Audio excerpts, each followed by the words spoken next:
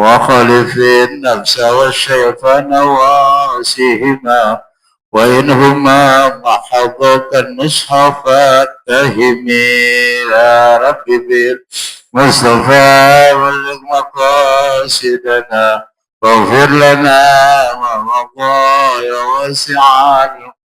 اللهم صل وسلم وبارك عليه وعلى آله. الفاتحة. أن الله الكريم يفتح علينا فتوح العارفين ويفقهنا في الدين ويرزقنا كمال الإخلاص واليقين على هذه النية ولكل نية صالحة وإلى حضرة النبي. الفاتحة.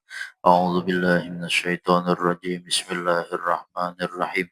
الحمد لله رب العالمين الرحمن الرحيم مالك يوم الدين إياك نعبد وإياك نستعين اهدنا الصراط المستقيم صراط الذين أنعمت عليهم غير المغضوب عليهم ولا الضالين. رب اغفر لنا ولوالدينا آمين. بسم الله الرحمن الرحيم. الحمد لله رب العالمين والصلاة والسلام على أشرف الأنبياء والمرسلين سيدنا محمد وعلى آله وصحبه أجمعين. أما بعد. قال المصنف رحمه الله تعالى وأدام النفع به وبعلومه وبكم في الدارين آمين. اشرح لي صدري ويسر لي أمري واحلل عقدة من لساني يفقه قولي وسدد لساني واهد قلبي بحق سيدنا محمد صلى الله عليه وسلم. Bismillahirrahmanirrahim. Bermula makruh di dalam air sembahyang itu 7 perkara ila akhirih.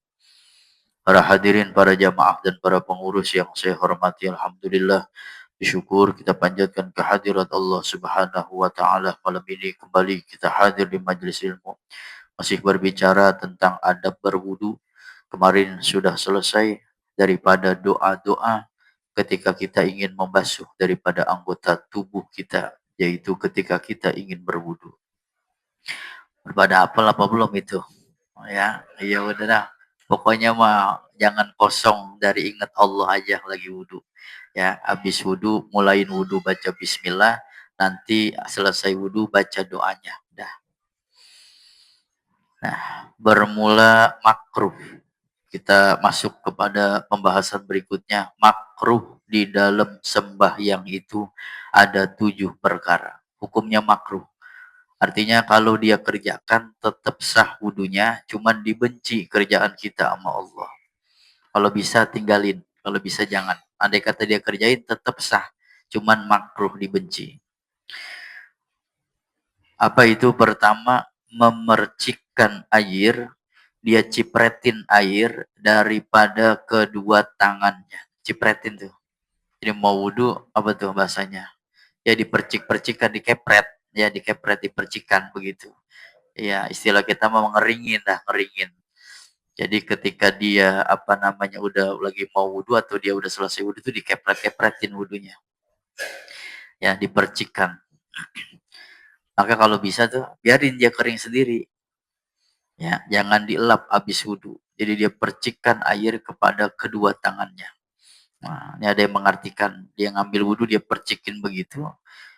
Ada juga yang mengartikan apa tuh? Ya digitu-gituin tuh, ya airnya dibuang-buangin airnya. Kalau udah rapi dia kepret-kepretin begitu. Itu dihukumi makruh. Ya. Jadi dia basuh kepada kedua tangannya, tapi bukan dibasuh dipercik ya, dipercik. Ada juga yang mengartikan dipercik begitu tuh, dikepretin. Satu. Iya sama, dilap juga jangan. Biarin dia kering sendiri ya. Biarin dia kering sendiri. Kedua, menampar air ke muka dan kepala. Ini wudu nih. Apa bahasanya nih? Iya begitu, ini digituin apa namanya? Enggak dia usap, enggak dia basuh ke mukanya. Tapi dia ngambil airnya, air masih jauh banget dari mukanya, dia udah lempar ke mukanya. Apa tuh bahasa kitanya? Ya dilempar, ya disiram dah, disiram. Kalau mengenai semuanya sah. Ya, tapi kalau nggak sempurna, ya nggak sah sembahyang wudunya. Iya, jadi kalau mau wudu jangan tampar ya boleh aja sih. Yang penting syaratnya semuanya kena. Ya, nah itu hukumnya makruh kalau dia wudhu begitu tuh. Udah dapet air kemudian dia dia lempar ke mukanya tuh air. Dia nggak basuh. Ya kasihan yang di sampingnya ya. Saya nyiprat basah yang di sampingnya. Kedua, secara hukum sah. Yang penting mengenai seluruh wajah. Ketiga, makruh berkata-kata ngomong di dalam mengambil air sembahyang. Jadi kalau bisa jangan ngobrol ngambil air sembahyang. Ya, baru banget basuh muka temennya udah nanya, bola apa ntar malam? Nah, jangan menang malas malam bola. Ngomongnya nanti dah atau sebelumnya. Sebab kalau wudhu, ketika wudhu dia berbicara dihukumi makruh wudhunya. Keempat, makruh ketika wudhu melebihi membasuh segala anggota daripada 3 kali. Ya, jadi kalau bisa jangan lebih dari 3 kali. 5 kali, 7 kali, 9 kali itu dianggap makruh. Ya, makanya nanti ada memang setan yang dia tugasnya menggoda orang ketika berwudu. Ya, jadi bukan cuma sholat aja nih kita diganggu, was-was. Tapi ketika kita wudu juga sama. Ada setan yang memang mengganggu khusus orang buat wudu. Ya, jadi dia merasa dirinya itu was-was. Was-was nih, kayaknya belum rapi nih 3, dia wudu lagi 5 kali, dia wudu lagi 7 kali. Ya, nah itu cukup bagi orang-orang yang ingin wudu, dia berwudunya sebanyak 3 kali, 3 kali basuhan. Ya. 1 wajib, 2 makruh, 3 sunnah. Kalau 3 sunnah, wajibnya dapat, sunnahnya dapat. Kalau dia 1 kali dong, wajibnya doang dapat, sunnahnya nggak dapat. 2 makruh. Kenapa makruh? Karena Nabi jarang yang ngerjain 2 kali begitu. Jadi 1 atau 3. Ya lebih bagus 3. Sunnahnya dapat, wajibnya dapat. Kelima, makruh membanyakkan, menumpahkan air itu lebih daripada hajat. Wudunya boros. Ini keran gede banget, ya buka sampai habis tuh keran. Ya, itu dianggap makruh. Makruh wudu dengan air yang sangat berlebihan, dengan air yang sangat boros. Jadi kalau dia buka keran tuh sampai habis, orang-orang katakan setengah ember, dia bisa dua ember lebih misalkan wudunya. Nah, itu makruh begitu. Jadi kalau mau wudu silahkan, dan kerannya jangan terlalu dihabiskan sampai gede. Atau terlalu sedikit banget juga dianggap makruh oleh ulama. Terlalu kecil begitu, kecil banget. Ya, terlalu kecil banget dianggap makruh. Ya sedang-sedang aja dah. Ya, gede banget enggak, kecil banget air keluarnya juga enggak. Nah, kenapa begitu? Karena was-was juga. Nah, karena dianggap was-was. Orang yang dia berwudu dengan air yang lebih dari 3 kali basuhan, atau dia banyakkan airnya karena memang ada hajat yang menurut dia itu ada was-was, itu juga dianggap makruh. Karena bagi orang yang was-was itu ada syaitan menyukakan dengan mereka itu. Nah, setan girang tuh. Nah, ini nih gampang dia mani digodanya. Ya, bikin dah tuh hatinya ragu. Kata setan, kamu kurang 3 kali, tambahin jadi 5. 5 kurang, tambahin jadi 7. Itu was-was setan. Dan juga kamu kekecilan itu buka kerannya gedein lagi, kata setan, digedein itu akhirnya boros. Nah, jadi memang ada setan yang dia ditugaskan, memang tugasnya untuk menggoda orang-orang yang berwudu. Nah, siapa nama setan itu? Dinamakan akan dia Walhan. Nama setannya adalah Walhan. Setan pengganggu wudu. Kata orang cakep banget ini namanya Walhan. Saya namain aja deh anak saya. Ternyata nama setan. Ya, jadi jangan namain dengan nama Walhan. Kenapa Walhan? Karena Walhan itu nama setan. Tugasnya dia adalah menggoda orang-orang yang berwudu sehingga timbul was-was. Ini udah 3 apa belum nih? Tadi airnya kayaknya kedikitan nih, pengen gedein lagi dah. Nah, itu namanya digoda oleh setan. Setannya namanya Walhan. Keenam, makruh berwudu memakai air yang terjemur pada matahari, pada bijana wadah yang menerima tukil. Tukil itu karat pada negeri panas. Kan ada tuh ya, masih ada gak di kita itu? Kalau dia apa tuh air tempatnya, katakan bijananya itu biasanya apa tuh yang muncul, suka kayak karat-karat tuh di atasnya, di atas air itu. Ah, tieng ya, iya tieng, tukil karat. Nah, itu makruh tuh berwudu dengan menggunakan air itu. Kalau zaman dulu mungkin tongnya itu dari besi biasanya, berkarat. dia berjemur kena air tuh tukilnya muncul ke atas, tiang-tiangnya muncul. Ya, dihukumi makruh oleh ulama wudu dengan menggunakan air itu. Kata Nabi, kalau kamu kena penyakit sopak, kusta, jangan salahkan siapa-siapa, tapi salahkan diri kamu sendiri. Kenapa kamu berwudu dengan menggunakan air itu? Ya, zaman dulu kan belum kayak zaman sekarang nih, udah pada ada kolom keran. Zaman dulu ya wudunya begitu aja tuh. Jika dikata sekarang masih kita di posisi itu, jangan berwudu di mana air tersebut adalah terjemur sinar matahari dan muncul di atas permukaan air itu, apa tadi namanya?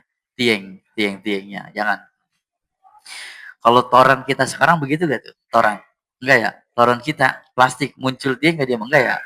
Enggak begitu dia mah. Ya boleh aja itu mah. Hah? Lumut doang. Iya, enggak apa-apa, enggak jadi masalah. Nah, jadi kalau dia apa tuh? Kan ada yang besi juga ada tuh. Toran yang besi. Muncul gak dia tiang-tiang itu? Enggak ya? Enggak ya? Ya bahannya bagus ya. Enggak apa-apa itu.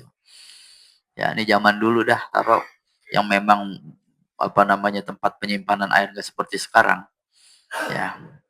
Jadi kalau kondisi begitu, kita berwudu di air yang kena matahari dan tempatnya itu memang menimbulkan tiang-tiang tadi tukil, maka dianggap makruh menggunakan air itu.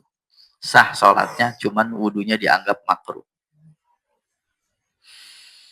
Ketujuh, makruh ketika berwudu memakai air yang sangat panas, bukan anget, panas.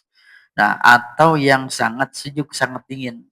Panas banget makruh atau sangat dingin dianggap makruh. Kenapa? Karena kata ulama wudunya dianggap nggak sempurna. Bahasa kitanya cek-cek aja udah wudunya asal-asalan. Karena airnya sangat panas, airnya sangat sangat dingin. Iya, orang pergi ke puncak dingin apa kagak sekarang itu? Iya, orang pergi ke mana lagi tuh yang tempat-tempat dingin. Ya, kalau dia wudunya sangat dingin, ya itu dihukumi makruh. Dihukumi makruh. Kenapa? Karena dikhawatirkan wudunya tidak sempurna. Wudunya ecek-ecek udah asal-asal aja udah. Sangat panas dihukumi makruh atau sangat dingin dihukumi makruh. Nah, itu 7 yang kalau bisa kita berwudu tinggalin. Sekalipun hukumnya adalah makruh. Tinggalin hal itu. Ketahui olehmu bahwasannya sekalian yang tersebut di dalam air sembahyang itu ada di dalamnya fardu dan ada di dalamnya sunnah. Nah itu.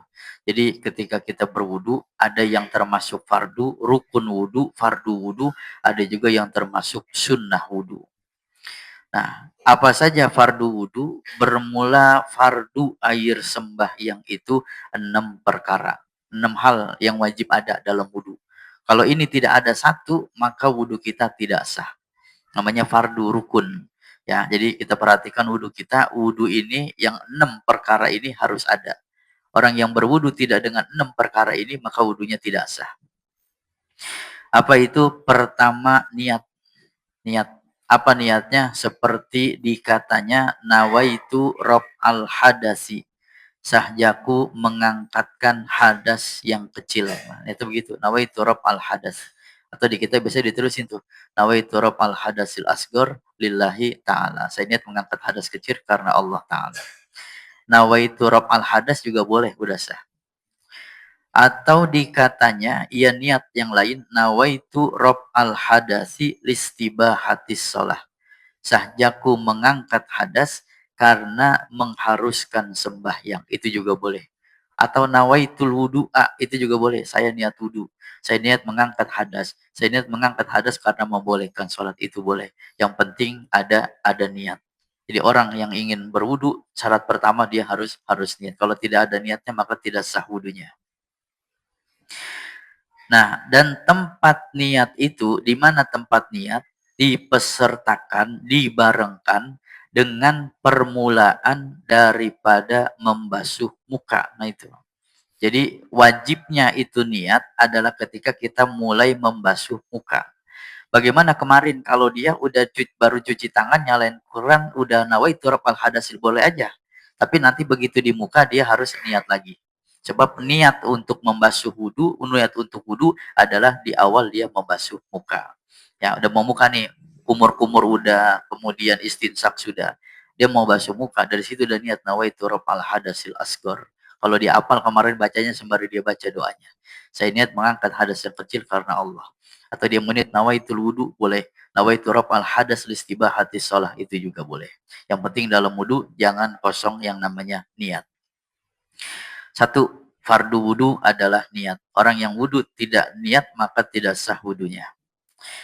Kedua, fardu wudu membasuh muka seperti yang telah terdahulu sebutannya itu. Yang kedua muka.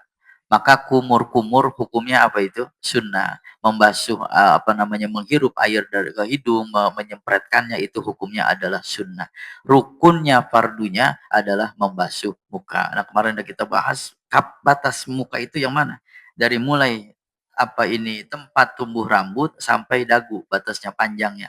Lebarnya dari kuping yang kanan, telinga kuping yang kanan ini cambang kenain sampai kemudian sebelah kiri. Nah, ini wajib kena nih. Ini namanya area wajah, wajib kena.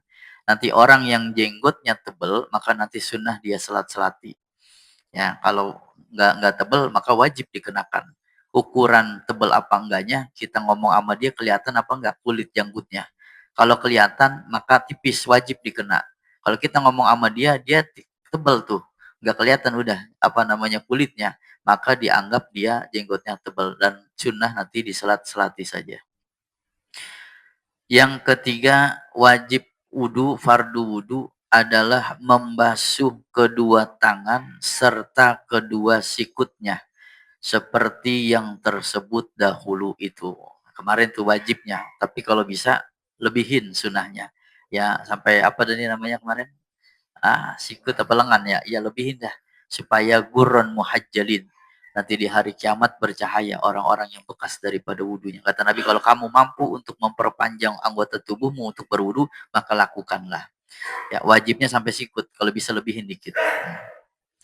Ya, yang pakai cincin, yang pakai jam, kalau memang sangat rapat begitu, kalau bisa buka semuanya. Sebab kalau ini terhalang, ya nggak sampai air itu kepada wudunya. Atau dia yang kukunya panjang tuh, kukunya panjang kalau ada hajat nggak apa-apa miara kuku, tapi kalau nggak ada hajat kalau bisa jangan. Ya, kalau nggak ada hajat kalau bisa jangan. Sebab andai kata dia miara kuku nih, umpama di bawah kukunya itu penuh dengan kotoran, dia nggak wudu, nggak ke situ, maka kan terhalang wudunya.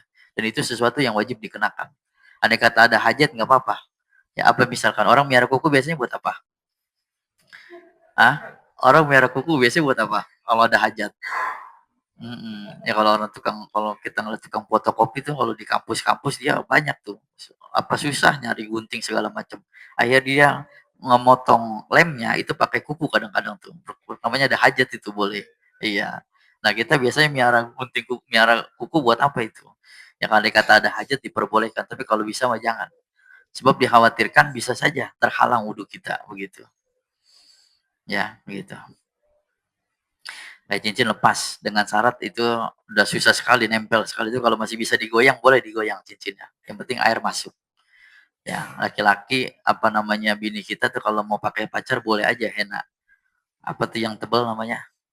Kutek ya. Iya kutek. Kutek kan menghalangi itu dia. Andai kata dia mau pakai ya lagi head boleh-boleh aja, tapi dalam keadaan suci jangan kalau bisa. Ya, sebab terhalang nanti wudunya. Nah, kita orang laki jangan pakai gituan udah. Buat apa kita orang laki? Ya, jangan. Keempat, fardu wudu menyapu setengah sebagian daripada kepala atau rambut yang pada had batasan kepala. Nah, setengah udah boleh Syafi'i. Tapi kemarin kalau orang yang menjalani dunia tasawuf, dia nggak cukup setengah tapi seluruhnya tuh kemarin wudunya ya. Dia pegang itu air, kemudian dia rapatkan seluruh jarinya dari depan, tarik ke belakang, dari belakang tarik lagi ke depan. Orang-orang yang menjalani dunia tasawuf wudunya begitu. Nah, Syafi'i setengah aja boleh. Yang penting masih bagian area kepala. Jadi kalau bini kita umpama rambutnya panjang sampai pinggang, yang dia basuh bagian pinggang rambut itu tidak sah wudunya. Kenapa? Karena itu bukan di area kepala, udah di luar. Ya, jadi kalau mau di sampingnya begini masih boleh nih, masih area kepala. Andai kata dia di luar udah bukan. Ya, di pinggangnya di rambutnya dia basah yang ujungnya doang, tidak sah wudunya. Karena itu di luar area kepala. Keenam, mana? Kelima, membasuh kaki. Nah, telinga fardu. Telinga bukan fardu, dia adalah sunnah saja. Lagi-lagi, tapi orang yang menjalani dunia tasawuf, dia bahkan ada yang mewajibkan telinga. Bukan hanya telinga, sampai leher saja ada yang mewajibkan. Tapi menurut fikih, jumhur ulama, telinga tidak termasuk fardu wudhu. Jadi habis kepala, orang habis itu dia kaki boleh saja. Karena telinga hukumnya adalah sunnah. Nah, kelima, membasuh kaki serta mata kaki. Nah, ya. Tapi kalau bisa, apa tadi tuh? Lebihin dikit dah sampai betis. Supaya gurun muhajjalinnya ada. Bercahaya nanti di hari kiamat.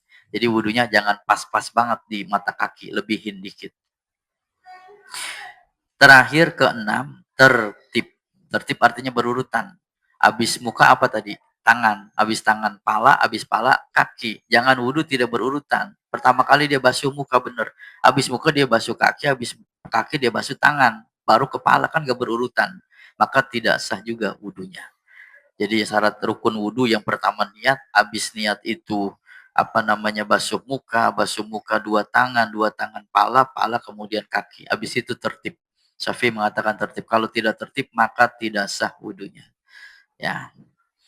Dan tidak harus bermualat.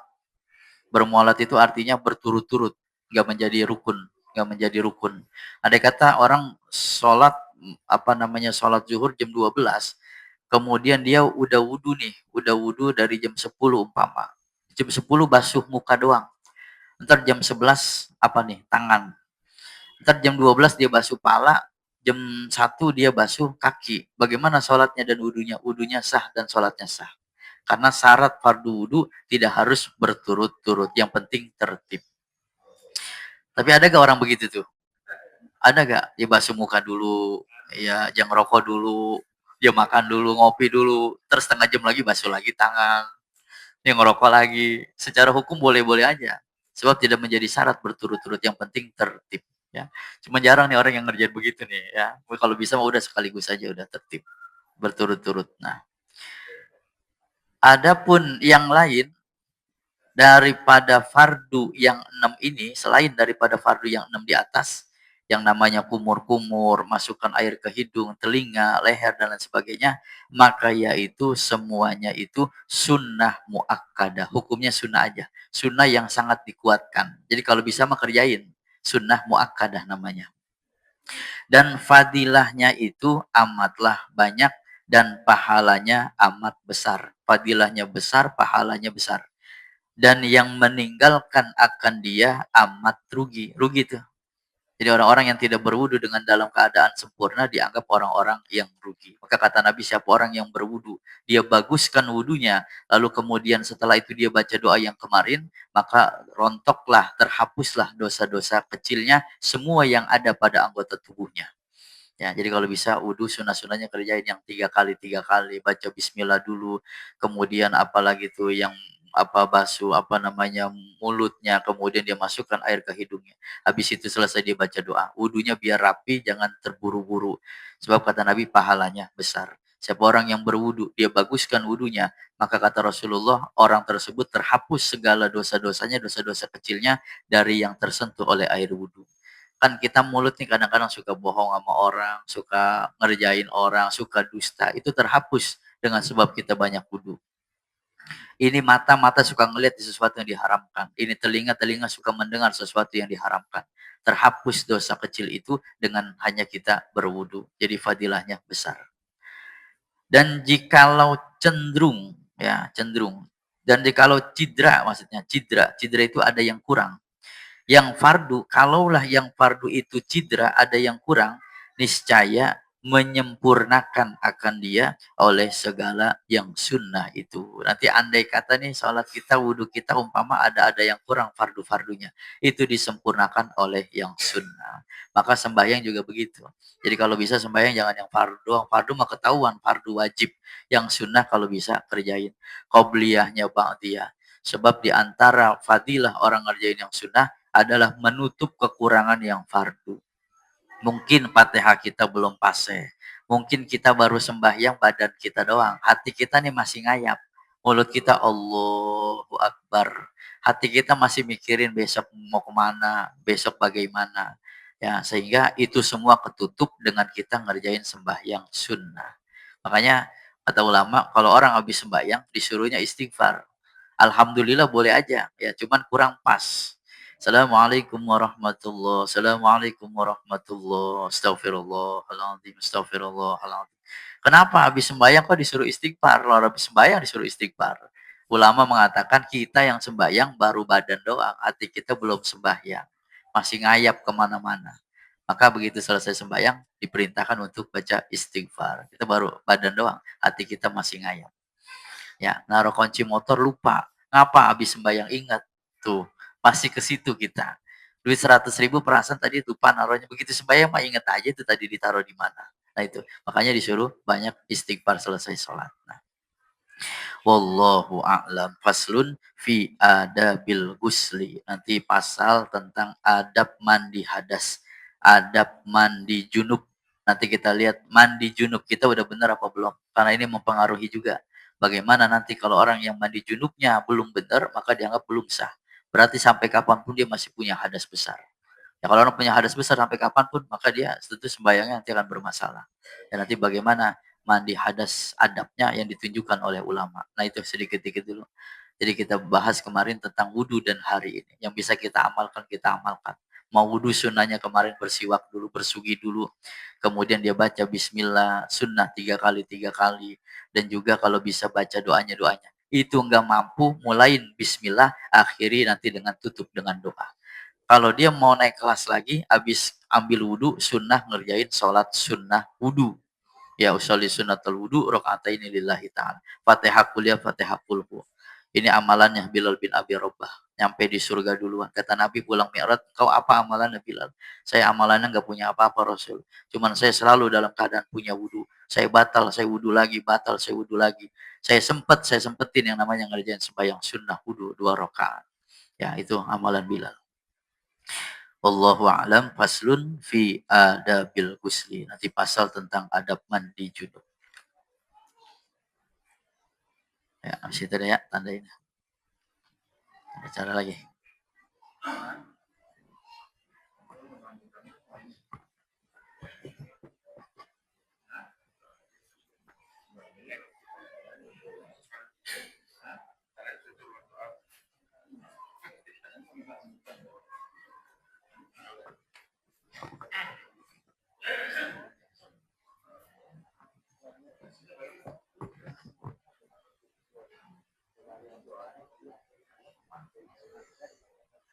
Astagfirullahaladzim, astagfirullahaladzim, astagfirullahaladzim. Lakal hamdu ya Allah ya ma'bud. Alhamdulillahi rabbil alamin, hamdan syakirin, hamdan na'imin, hamdan yuafi ni'mah wa yukafi majidah. Rabbana lakal hamdu wa lakal syukru kama yanbaghi li jalali wajhikal azim sultani. Allahumma salli ala sayyidina Muhammad wa ala ali sayyidina Muhammad.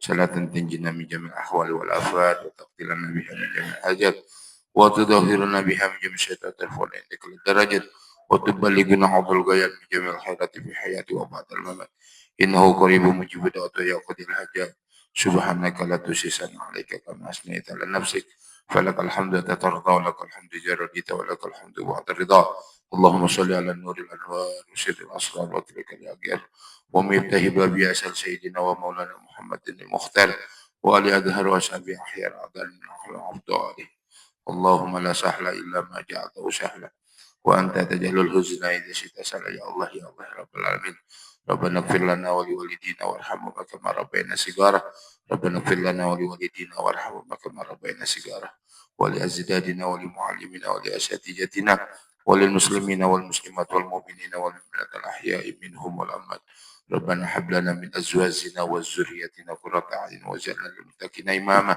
ربنا لا تزغ قلوبنا بعد إذ هديتنا وهب لنا من لدنك رحمة إنك أنت الوهاب ربنا ظلمنا أنفسنا وإن لم تغفر لنا وترحمنا لنكونن من الخاسرين ربنا آتنا في الدنيا حسنة وفي الآخرة حسنة وقنا عذاب النار سبحان ربك رب العزة عما يصفون وسلام على المرسلين والحمد لله رب العالمين